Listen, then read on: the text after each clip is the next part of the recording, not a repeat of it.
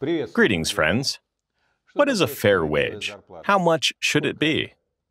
Unfortunately, there is no simple answer to this. It depends on many factors: wealthy or developing country, planned or market economy, private or public sector. What salaries do Russians consider fair? According to a leading employment website survey, doctors, teachers, and scientists receive unfairly low salaries.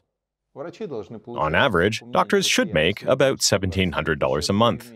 Teachers, $1,670, and scientists, $1,800. According to Russians, firefighters, engineers, and miners should also receive an appropriate salary. So that's just the public's opinion on fair salaries. What's the real story? Let's look at official preliminary statistics for 2020. The average gross wage in healthcare and social services is $690. In education, $550. Not only is that 2 to 3 times lower than the public's perception of fair salaries, it's lower than the national average. According to official statistics, scientists earn more than anyone, on average, $1,100. Even still, that salary doesn't match the standard set by public opinion. Even miners earn half of what Russians expect they should. Based on official statistics, it's difficult to understand earnings in certain professions, so let's look at some job boards. Forget about wages in Moscow. Let's examine average national salaries. Here we have the salary of an engineer in Vladimir, $560 per month. A fireman earns $430. The difference is impressive. Are there professions that Russians believe are overpaid? Yes. 80% of those surveyed think that officials earn too much, and 40% believe that top managers of state-owned companies are unfairly overcompensated. Let's put aside managers of state-owned companies. Government officials are significantly more interesting.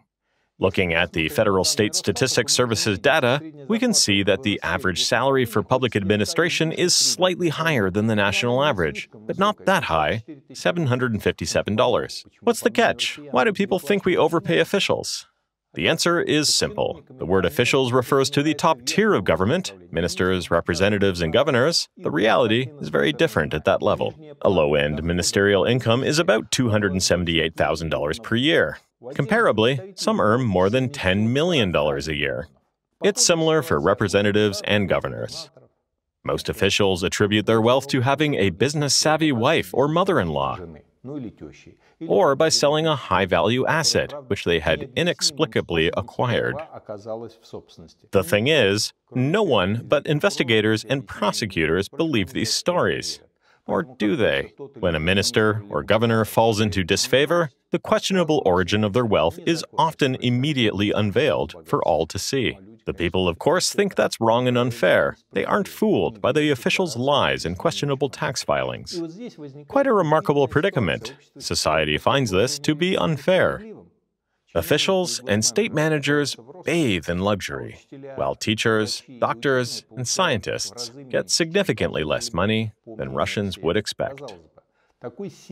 Surely, this clear demand for justice must be represented in political circles. But that is not the case. Our showpiece Systemic Opposition and even the ruling United Russia Party are paying lip service to the issues of poverty and social stratification. Мы хорошо понимаем, что бедность остается острейшей проблемой в стране. Think about it. We're in our 8th year of declining disposable income. Even party-affiliated researchers are saying that people are destitute. As of late, our fellow citizens have accumulated a record number of microloans, signifying people can't even live paycheck to paycheck. Moreover, year after year, an overwhelming majority of Russians claim that income opportunities are declining. Where are the so-called systemic opposition parties and politicians? Nowhere. Why? For one simple reason. In our country, it is impossible to fight poverty, injustice, and inequality without fighting Putin. And what's the relationship between the so-called opposition parties and Putin? Ну и вы пошли на очень ответственный шаг, начался ремонт Конституции. Мы считаем, что альтернативы Владимиру Путину нет. Боже, царя храни! It was Putin who created a system where the country's beneficiaries are top executives and managers of state-owned companies who steal billions. For the rest, the Constitution locks the national minimum wage to the same standard of living as poor African countries. It's Putin who's been in continuous power for over 20 years, and all the while, promises, promises, promises. There was a promise of a $2,700 wage by 2020. A May decree, one of Putin's long-term economic policy statements, addressed wage concerns. Then, more May decrees were signed, as the previous ones were not implemented. There was no $2,700 to be seen in 2020, and of course, no May decrees were enacted. Meanwhile, Putin and his friends went crazy, inventing ways to spend their stolen money. All the while, Putin's military establishment operatives purchased apartments to warehouse ill-gotten treasures.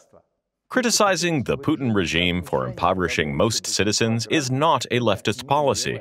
It's a completely valid response. Putin built an extreme, right-wing corporate state. He and his friends have privatized the entire country. That means any responsible politician would be more left-wing than the current regime, as the Constitution mandates a welfare state. A decent life, constitutionally guaranteed to the people, means a livable average wage and not poverty. I have always been a supporter of the market economy. It is more efficient, it provides more opportunities to the young and energetic.